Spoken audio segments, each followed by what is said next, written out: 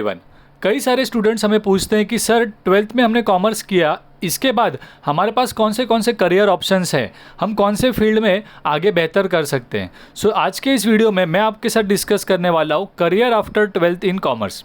सो 12th commerce के बाद आप कौन से फील्ड्स आपके लिए ओपन है, इनके बारे में मैं आज के इस वीडियो में डिस्कस करूंगा। तो सबसे पहले इस वीडियो में हम लोग 3 पार्ट में देखेंगे। पहले है professional courses, then undergraduate courses और स्पेशलाइज्ड कोर्सेज। सबसे पहले शुरू करते हैं प्रोफेशनल कोर्सेज।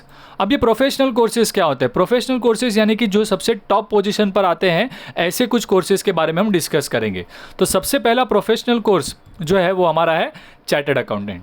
ये जो कोर्सेज़ की बात कर रहे हैं हम, जो प्रोफेशनल कोर्सेज़, इन्हें क्यों ऐसा कहा गया कि ये टॉप पर आते हैं और क्यों इनकी वैल्यू ज़्यादा है? बिकॉज इनकी जो गवर्निंग बॉडी है, राइट, जो इंस्टीट्यूट जो ये डिग्री देती हैं, वो पूरे इंडिया में एक ही इंस्टीट्यूट होता है। ऐसा नहीं कि बहुत सारे अलग अलग कॉलेजेस है जो अपने हिसाब से एग्जाम्स कंडक्ट करके डिग्री देती है, नहीं। यहाँ पर ऑल ओवर इंडिया एक ही इंस्टीट्यूट है जो प्रॉपरली सारे स्टेट्स में equal rules, same paper and all exams same way से कंडक्ट करती है, इसीलिए इन कोर्सेज का वैल्यू ज़्यादा होता है। तो चार्टर्ड अकाउंटेंट ये जो है हमारा CA कोर्स, इसकी डिग्री हमें प्रोवाइड करती है institute of chartered accountant of India, right. और इस कोर्स को मोस्ट प्रेस्टिजियस कोर्स, राइट, कहा जाता है। आपने सुना ही होगा, कॉमर्स कहा तो सबसे पहले ये सोचते हैं कि CA बनेगा बच्चा, राइट।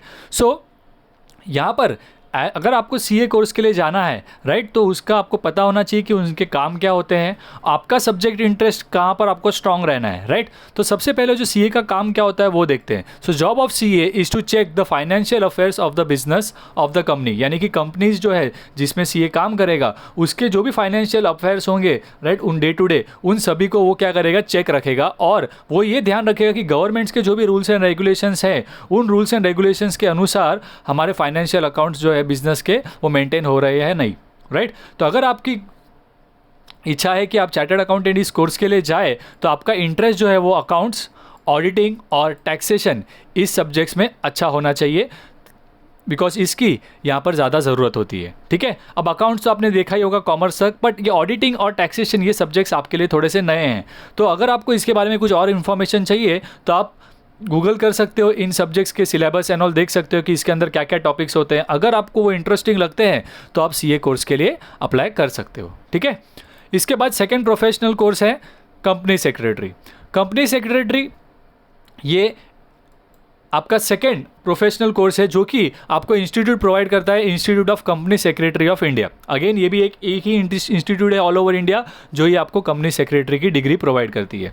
CS का काम क्या होता है? CS is responsible for completing the companies tax return, keeping records, advising the board of directors and ensuring that the company complies with legal and statutory regulations। जो भी लॉ होते हैं, लीगल वर्क जो भी होता है कंपनीज को जो पूरे करने हैं, वो सारा काम चेक कौन करता है? कंपनी सेक्रेटरी करता है। तो यहाँ पर इसका थियोरेटिकल वर्क काम ज़्यादा होता है। तो अगर हम सब्जेक्ट इंटरेस्ट की बात करें तो स्टूडेंट्स का subject interest company law, share market, capital market, ये सब में अगर आपका इंटरेस्ट ज़्यादा है तो आप कंपनी सेक्रेटरी कोर्स के लिए जा सकते हो, राइट। टोटली इसमें जो होता है वो थियरी थोड़ा ज़्यादा होता है और अकाउंट्स एंड ऑल कम होता है, ओके। थर्ड हमारा जो प्रोफेशनल कोर्स है वो है cost management accounts, right. CS की तरह ही यहाँ पर भी इनका इंस्टीट्यूट है, that is institute of cost accounts of India. ये इंस्टीट्यूट आपको डिग्री प्रोवाइड करता है। अगेन ये भी ऑल ओवर इंडिया एक ही इंस्टीट्यूट है जो ये डिग्री प्रोवाइड करता है। कॉस्ट अकाउंट का जॉब क्या होता है? Is to collect and analyse the financial information of all the areas of a company. Company के अंदर क्या क्या चल रहा है, कौन सा प्रोडक्ट बन रहा है, उसकी प्राइसिंग क्या रखेंगे हम, कौन सी चीज़ों में कितना खर्चा हो रहा है, तो प्रॉपरली पूरा कॉस्ट मैनेज करना, right. Manage the business with in the available resources, right, कि कंपनी का जितना रिसोर्सेज अवेलेबल है उसी से हमें पूरा काम करना है, राइट। तो यहाँ पर जो होता है वो कॉस्टिंग बहुत ही इंपॉर्टेंट होता है। तो यहाँ पर जो आपके सब्जेक्ट्स रहेंगे वो होगा cost control, cost management, production, right. Again ये भी प्रैक्टिकल से रिलेटेड, बट यहाँ पर कॉस्टिंग पर ज़्यादा ध्यान दिया जाता है, अकाउंटिंग पर नहीं, ठीक है। तो यहाँ पर हमें गवर्नमेंट के अकाउंट्स एंड ऑल नहीं देखना है, यहाँ पे कंपनी को मैनेज करना है, हमें कॉस्ट का मैनेजमेंट करना है कि किस तरह से हम कंपनी को कॉस्ट जो है वो कम से कम करें, ठीक है। तो ये काम होता है एक कॉस्ट मैनेजमेंट अकाउंटेंट का। तो ये थे हमारे 3 प्रोफेशनल कोर्सेज। अब इन तीनों में जो कॉमन चीज़ें हैं वो हम लोग देखेंगे। तो CA, CS और CA में, इन तीनों कोर्सेज में क्या क्या चीज़ें कॉमन है और तीनों चीज़ें मैंने प्रोफेशनल कोर्सेज में क्यों ली, देखिए। सो ये तीनों कोर्सेज में 3 लेवल्स होते हैं, राइट। CA हो, CS हो या CMA हो, तीनों ही कोर्सेज में 3 लेवल होंगे, फाउंडेशन, इंटरमीडिएट और फाइनल। ठीक है, सो ये एक एक करके आपको लेवल सारे पास करने हैं और आपकी वो डिग्री कंप्लीट होगी। इन तीनों कोर्सेज जो है इनकी फ़ीस जनरली बहुत सारे जो दूसरे कोर्सेज होते हैं, राइट, जैसे कि MBA एंड ऑल, तो उनसे ही जो इसकी फ़ीस होती है वो कम होती है। तो लो कॉस्ट कोर्सेज है लेकिन रेप्यूटेड कोर्सेज है। रिक्वायरमेंट, अगर आपको इन कोर्सेज के लिए जाना है तो आपको एक्सट्रीम हार्डवर्क और डेडिकेशन के लिए रेडी रहना होगा कि आपको ज़्यादा से ज़्यादा नंबर ऑफ़ आवर्स जो है वहाँ पे पुट करने होंगे पढ़ाई के लिए, राइट। तो यहाँ पर आपको हार्डवर्क की बहुत ज़रूरत होगी, इसीलिए इसका लेवल जो है वो हाई कहा गया है। ओके, जो कोर्स का ड्यूरेशन होता है जनरली आप 4 to 4.5 ईयर्स में, मिनिमम 4 to 4.5 ईयर्स में कंप्लीट कर सकते हो, मैक्सिमम इसकी कोई लिमिट नहीं है, राइट।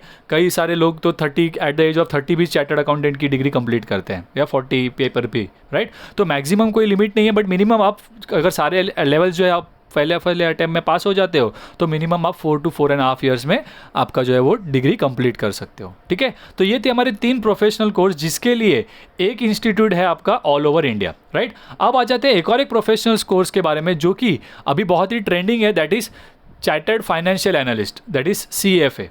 ये चार्टर्ड फाइनेंशियल एनालिस्ट एक CA की तरह ही काम कर रहा है, लेकिन ये इंडिया का नहीं, ये CFA इंस्टीट्यूट USA का है, राइट। तो ये रिकॉग्नाइज्ड कोर्स है, ये वर्ल्ड के 146 कंट्रीज़ में रिकॉग्नाइज्ड है और एक्सेप्टेबल है, राइट। इसीलिए इसकी डिमांड आज के डेट में ज़्यादा है, बिकॉज आप पढ़ाई करते हो और उसके बाद आपको फॉरेन कंट्रीज़ में भी आपके इस कोर्स का वैल्यू रहेगा, राइट। इसके बाद कैंडिडेट जो है, स्टूडेंट जो है, इसके जॉब रोल्स क्या क्या होंगे उसके बारे में देखते हैं। The candidate who is interested in following job roles such as portfolio manager, risk manager, financial advisers, ये सारे काम क्या किया जा सकते हैं, एक चार्टर्ड फाइनेंशियल एनालिस्ट करेगा। ठीक है, अब इसके रिक्वायरमेंट्स एंड ऑल क्या होंगे उसके बारे में आपको एक ब्रीफ मैं बताता हूँ, राइट। इस कोर्स के लिए एलिजिबिलिटी होगी कि आपको एक बैचलर कोर्स करना है। अब देखिए, हमने जो CA, CS और ICWA ये जो कोर्स देखे, 3 प्रोफेशनल कोर्स, वो आप 12th स्टैंडर्ड के बाद शुरू कर सकते हो, बट ये जो CFA कोर्स है ये आपके ग्रेजुएशन के बाद ही होगा, बिकॉज इसके लिए आपको एक बैचलर डिग्री होना ज़रूरी है। सेकेंडली, आपको इंटरनेशनल पासपोर्ट आपका जो है वो आपका रेडी होना चाहिए, बिकॉज यहाँ पर इंटरनेशनल पासपोर्ट रजिस्ट्रेशन के वक्त, पहले एग्जाम्स के रजिस्ट्रेशन के पहले ही आपको जो है वो इंटरनेशनल पासपोर्ट आपको पूछा जाएगा, क्योंकि यहाँ पर इसका जो है फॉरेन स्कोप ज़्यादा है। ओके, कोर्स की जो ड्यूरेशन होती है 1.5 ईयर्स से लेकर 4 ईयर्स तक होती है। कोर्स फीस जो है वो ₹1,90,000 से लेकर 5,86,000 के आसपास है, राइट। 1,90,000 और यहाँ पे 5,86,000, इतना बड़ा डिफरेंस क्यों है? बिकॉज यहाँ पर इनके जो 3 लेवल्स होते हैं, इन एग्ज़ाम्स में भी 3 लेवल्स होते हैं और तीनों एग्ज़ाम्स में जो है वो आपको रजिस्ट्रेशन फ़ीस पे करनी होती है। तो वहाँ पर आपको early registration, standard registration, late registration, इस तरह से अलग अलग फ़ीस चार्ज की जाती है। और इसकी वजह से अगर आप अर्ली रजिस्ट्रेशन करते हो सभी लेवल्स के लिए तो आपका 1,90,000 में काम हो सकता है, बट अगर आप स्टैंडर्ड रजिस्ट्रेशन या लेट रजिस्ट्रेशन करते हो तो वो अमाउंट्स में चेंज आ सकता है। और वो लेट रजिस्ट्रेशन अगर मैंने सभी कोर्सेज में किया है तो वो अमाउंट मेरा 5,86,000 तक जा सकता है। तो इसीलिए आपको ये ब्रैकेट दिया गया है, राइट। इस कोर्स के बारे में अगर आपको और डिटेल चाहिए होंगी तो आप गूगल पर सर्च कर सकते हो, उसके बारे में और डिटेल इन्फॉर्मेशन भी आप ले सकते हैं। ठीक है, तो ये थे हमारे प्रोफेशनल कोर्सेज, ओके, जिसकी वैल्यू बहुत ही ज़्यादा है, लेकिन इसमें इक्वली आपको हार्डवर्क भी लगेगा, राइट। इसके बाद हम लोग आ जाते हैं हमारे इस वीडियो के सेकेंड पार्ट पर, दैट इज़ प्रोफेशनल कोर्सेज, यानी bachelor courses, sorry, right, bachelor courses पे, अंडर ग्रेजुएट कोर्सेज या बैचलर कोर्सेज कहा जाएगा इन्हें। अब इसमें आपके जो होते हैं अंडर ग्रेजुएट कोर्सेज में बहुत सारे अलग अलग स्ट्रीम में आप जो है बैचलर डिग्री ले सकते हो। तो सबसे पहला तो है bachelor of commerce, then bachelor of banking and insurance, bachelor of accounting and finance, bachelor of management studies, bachelor of mass media, bachelor of business management, bachelor of business administration जो BBA कहते हैं, right, bachelor of computer application और बाद में bachelor of economics. तो इन सारे, right, जो भी आपके सब्जेक्ट इंटरेस्ट होंगे जिस भी फील्ड में, उसके हिसाब से आप क्या कर सकते हो, ग्रेजुएशन कोर्स कर सकते हो। मेजॉरिटीली सारे जो बैचलर कोर्सेस होते हैं या ग्रेजुएशन कोर्स होते हैं वो 3 सालों के लिए होते हैं, राइट। इनके बारे में जो कॉमन चीज़ें हैं वो हम लोग अभी देखते हैं। ये जो सारे जो आपके अंडर ग्रेजुएट कोर्सेस होंगे वो सारे जो होते हैं आपके 3 ईयर्स के लिए होते हैं। डिफ़िकल्टी लेवल की अगर हम बात करें तो प्रोफेशनल कोर्सेज से इनका डिफ़िकल्टी लेवल कम होता है, तो मीडियम लेवल कहा गया है, राइट। कोर्सेज जो होते हैं वो जनरली लो कॉस्ट होते हैं, बट कुछ कोर्सेज जैसे है बिजनेस एडमिनिस्ट्रेशन, मास मीडिया, ये अगर आप कौन से कॉलेज में जाते हो तो कॉलेज टू कॉलेज थोड़ी सी जो है वो फीस थोड़ी वेरी करती है, बराबर है। बट लो कॉस्ट कोर्सेज हम कह सकते हैं इन्हें, बिकॉज BCom, BAF, BBI ये सारे जो होते हैं कोर्सेज आपके लो कॉस्ट में आप कर सकते हो, राइट। सेकेंड, और इसमें क्या है कि ये बैचलर कोर्स करते हैं, प्रोफेशनल कोर्सेज में जैसे कि मैंने कहा कि डेडिकेशन की बहुत ज़्यादा ज़रूरत होती है, राइट। तो वहाँ पे आप पार्ट टाइम जॉब या ऐसा कुछ करना, राइट, बहुत ही रिस्की होगा, बिकॉज आप टाइम डिवोट कर रहे हो, पढ़ाई में कम टाइम दे पाओगे। बट यहाँ पर अंडर ग्रेजुएट कोर्सेज के साथ साथ आप क्या कर सकते हो, पार्ट टाइम कोर्स कर, पार्ट टाइम कोई जॉब एंड ऑल कर सकते हो। अगर हमारी फैमिली कंडीशन वीक है तो हम लोग ग्रेजुएशन कोर्स करते करते पार्ट टाइम जॉब करेंगे, और ग्रेजुएशन कंप्लीट होने के बाद हम आगे पढ़ाई कर सकते हैं हमारे मास्टर्स की, या हम लोग ग्रेजुएशन के बाद भी और भी कोर्सेज हैं जो हम डिस्कस करेंगे उनके लिए आगे जा सकते हैं, या तो फिर हमें यहाँ पर एक डिसेंट जॉब भी मिलता है जो हम ग्रेजुएशन के बाद कर सकते हैं। And the last point is कि ग्रेजुएशन के बाद अगर मुझे लग रहा है कि मुझे BCom करने के बाद मुझे लग रहा है कि मुझे CA, CS या CA में ऐसे कोर्सेज़ के लिए जाना है, तो आप जा सकते हो, और वहाँ पे आपको बेनिफिट होगा कि आपको डायरेक्ट एंट्री है वहाँ पर प्रोफेशनल कोर्सेज़ में, राइट। कि जो भी हमारे प्रोफेशनल कोर्सेज हैं CA, CS, CA में, उनके हमने देखे 3 लेवल्स है, राइट, फाउंडेशन, इंटरमीडिएट और फाइनल। तो अगर आप ग्रेजुएशन के बाद उन कोई भी प्रोफेशनल कोर्सेज को ज्वाइन करना चाहोगे तो आपको फाउंडेशन एग्ज़ाम देने की ज़रूरत नहीं है, आप डायरेक्टली सेकेंड लेवल की एग्ज़ाम दे सकते हो, ठीक है। तो ग्रेजुएशन के बाद हमें लग रहा है कि हाँ मेरी फाइनेंशियल कंडीशन पहले ज़्यादा वीक थी, इतनी ज़्यादा स्ट्रांग नहीं थी, बट अभी मैंने पार्ट टाइम जॉब करके ग्रेजुएशन कंप्लीट किया है और अब मुझे कुछ अच्छा करना है, तो फिर क्या कर सकते हो आप, ग्रेजुएशन के बाद डायरेक्टली कोई प्रोफेशनल कोर्स के लिए डायरेक्ट एंट्री आप ले सकते हो, ठीक है। अब ग्रेजुएशन करने के बाद अगर मुझे प्रोफेशनल कोर्स नहीं करना है तो मेरे पास क्या क्या ऑप्शन है। तो आफ्टर अंडर ग्रेजुएट कोर्सेज आपके पास क्या क्या ऑप्शन है, तो सबसे पहले तो मैंने आपको कहा कि आफ्टर BCom आप क्या कर सकते हो, डायरेक्ट एंट्री ले सकते हो, that is directly intermediate level पर CA, CS या CMA के कोर्स पर। उसके बाद आप बैंकिंग सेक्टर में जा सकते हो, राइट। बैंक्स के आप PO के एग्जाम्स या क्लार्क एग्जाम्स देकर आप बैंकिंग सेक्टर में जॉब ले सकते हो, राइट। तो इसकी एक पर्टिकुलर एग्जाम्स होंगी, उसके लिए आपको प्रिपेयर करना है, और वो एग्जाम्स देने के बाद डायरेक्टली आपका इंटरव्यू, राइट। उसके बाद आप MBA कोर्स के लिए जा सकते हो कि आपको लग रहा है कि मेरा बैचलर्स कंप्लीट हो गया बट मुझे आगे MBA करना है, और MBA जो है ये आपको अलग अलग फील्ड के हिसाब से, आप टोटल 18 स्पेशलाइज्ड फील्ड से आप चुनकर, उसमें से चुनकर आप किसी भी एक में MBA कर सकते हो अकॉर्डिंग टू योर इंटरेस्ट। इसके अलावा आपको लग रहा है कि आप लॉ के फील्ड में जाना चाहोगे तो ग्रेजुएशन के बाद आप LLB भी कर सकते हो, राइट। LLB के लिए 12th के बाद भी इंटीग्रेटेड LLB करके भी है, जहाँ पर आपको बैचलर के साथ में ही लॉ सिखाया जा रहा है। तो इंटीग्रेटेड LLB भी एक कंसेप्ट है जहाँ पर आपको बैचलर्स में 3 साल BCom करने की ज़रूरत नहीं है। आप क्या कर सकते हो, पहले से आपने लॉ डिसाइड किया है तो आप इंटीग्रेटेड LLB कीजिए, राइट। तो आपको जो 3 साल होंगे वो भी लॉ में ही होंगे और बाद में आप LLB के लिए ज्वाइन करेंगे, ओके। इसके बाद अगर आपको चाहिए तो कॉल सेंटर में जॉब कर सकते हैं आप, B.Ed M.Ed कोर्स भी कर सकते हो आप, दैट इज़ टीचिंग लाइन में अगर आपको जाना है तो ग्रेजुएशन के बाद आपके लिए वो भी ओपन है।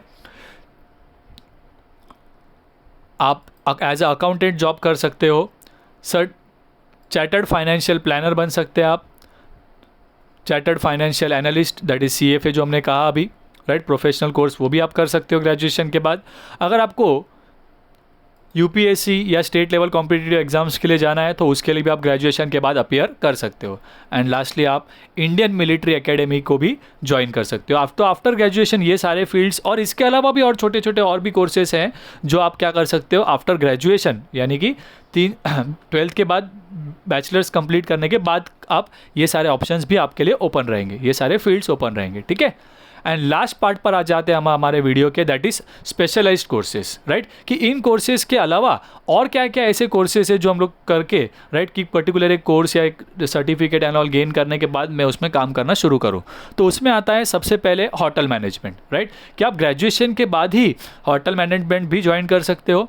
होटल मैनेजमेंट का काम क्या होता है, is a service industry which focuses serving the needs of clients, उनके जो क्लाइंट्स है उनकी सर्विस नीड, राइट। अब लोगों को लगता है होटल मैनेजमेंट मतलब खाली खाना बनाना, नहीं, होटल मैनेजमेंट में खाली खाना बनाना ये नहीं ही होता। इसके अलावा जो होता है लॉन्ड्री संभालना होता है, राइट। जो गेस्ट नए आने वाले उनको संभालना होता है, रूम्स का मैनेजमेंट देखना, तो बहुत सारे अलग अलग फील्ड्स होते हैं उसमें, राइट। तो वो सभी चीज़ें होटल मैनेजमेंट में आ जाएगी। तो अगर आपका यहाँ पर इंटरेस्ट लेवल है तो 12th के बाद आप होटल मैनेजमेंट भी कर सकते हो, राइट। इसमें आपको जो सर्टिफिकेट कोर्सेस होते हैं और ग्रेजुएशन कोर्सेज भी होते हैं, डिप्लोमा कोर्सेज भी होते हैं। तो सर्टिफिकेट कोर्सेज जो होते हैं वो जनरली 6 मंथ्स टू 1 ईयर का कोर्सेज होता है, वो सर्टिफिकेट लेने के बाद आप जॉब कर सकते हो। डिप्लोमा कोर्सेज आप करना चाहोगे तो वो 2 ईयर्स के होते हैं, और अगर आपको डिग्री करना है तो 3 साल की होंगी, राइट। तो अकॉर्डिंग टू आपको कौन सा कोर्स ज्वाइन करना है, ऑब्वियसली उसकी वैल्यू होगी और उसकी फीस भी अकॉर्डिंगली होगी, राइट। तो इस कोर्स की जो जनरली फीस होती है वो 3 लाख टू 6 लाख के आसपास होती है।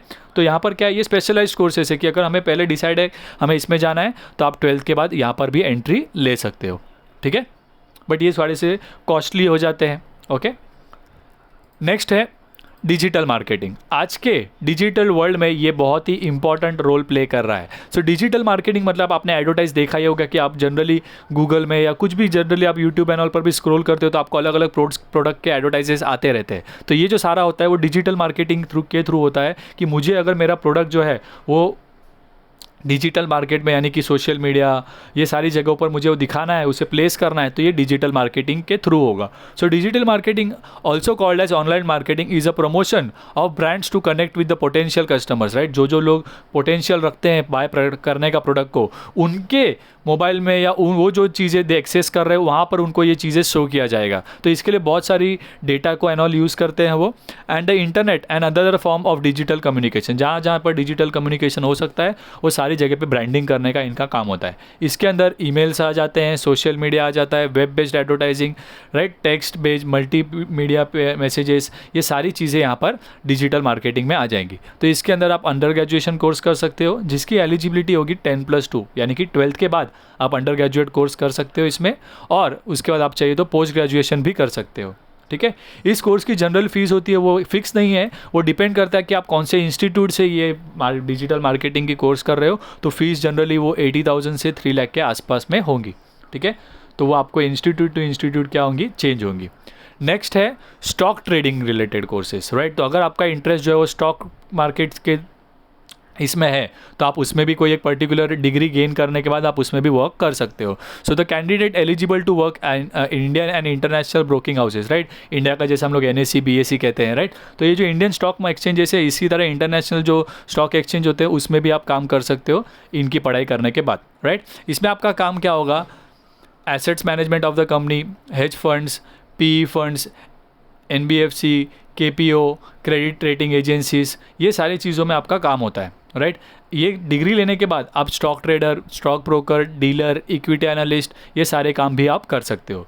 एलिजिबिलिटी 10+2 होगा, यानी 12th के बाद आप चाहिए तो ग्रेजुएशन के साथ भी ये कोर्सेज अलग से भी कर सकते हो, राइट। मतलब आप BCom भी कर रहे हो और उसके साथ साथ आप ये कोर्स कंप्लीट कर रहे हो, राइट। तो इसमें भी आपको सर्टिफिकेट कोर्स अवेलेबल है जो कि 1 से 4 महीने का होता है। डिप्लोमा कोर्सेज अवेलेबल होते हैं 6 मंथ या 1 ईयर तक का, राइट। तो इसमें कैसा मैंने कहा, आप ग्रेजुएशन कोर्स करो 3 साल का और उसके साथ साथ ये करो, ताकि क्या होगा, जैसे आपका ग्रेजुएशन कंप्लीट होगा तो आपके पास बैचलर डिग्री भी है, और अगर आपको इंटरेस्ट है कि स्टॉक एंड ऑल में जाना है तो आप ग्रेजुएशन के बाद ये डिग्री कंप्लीट करके या डिप्लोमा सर्टिफिकेट लेने के बाद आप वो ज्वाइन कर सकते हो, राइट। तो जनरली कोर्स फीस होगी वो आपके again institute to institute change होगी, 30,000 से लेकर 1,50,000 के आसपास आप एक्सपेक्ट कर सकते हो, ठीक है। एंड नेक्स्ट है हमारा इवेंट मैनेजमेंट। अब ये तो आपको पता ही है, इवेंट मैनेजमेंट हमने में से हर किसी ने सुना होगा। इवेंट मैनेजमेंट मतलब कोई भी इवेंट्स होते हैं, फंक्शंस होते हैं, उनको मैनेज करना पूरा, राइट। छोटी छोटी सारी चीज़ों का अरेंजमेंट रखना, वो भी एक आज के डेट में ट्रेंडिंग है, बिकॉज हर एक चीज़ के लिए आज के डेट में क्या किया जाता है, इवेंट ऑर्गेनाइज किया जाता है, राइट। शादी हो, बर्थडे हो, एनिवर्सरी हो, पार्टीज एंड ऑल में क्या किया जाएगा, अरेंजमेंट किया जाएगा। So this type of events could be birthday parties, college events, music concert, dance shows, cultural event. तो ऐसे बहुत सारे इवेंट है। हमें लग रहा है कि खाली बर्थडे, खाली पार्टीज एंड ऑल होते हैं, नहीं, बट इसके अलावा बहुत सारे ऐसे इवेंट जो भी होते हैं, कोई एग्जीबिशन रखना है तो वो भी एक इवेंट हो गया। तो वो सभी चीज़ों में आपको इवेंट मैनेजर की एक ज़रूरत होती है। तो यहाँ पर भी आप सर्टिफिकेट कोर्स, डिप्लोमा कोर्स और ग्रेजुएशन और पोस्ट ग्रेजुएशन कोर्सेस अवेलेबल होंगे, और इसकी फ़ीस अराउंड 1 लाख से लेकर 3 लाख के आसपास होंगी, डिपेंडिंग किस इंस्टीट्यूट से आप कर रहे हो, ठीक है। तो और डिटेल में कि आपको कोई इन्फॉर्मेशन चाहिए तो आप उसके लिए आप गूगल कर सकते हो, और कोई अगर आपको डाउट हो तो आप वीडियो के डिस्क्रिप्शन में भी पूछ सकते हैं।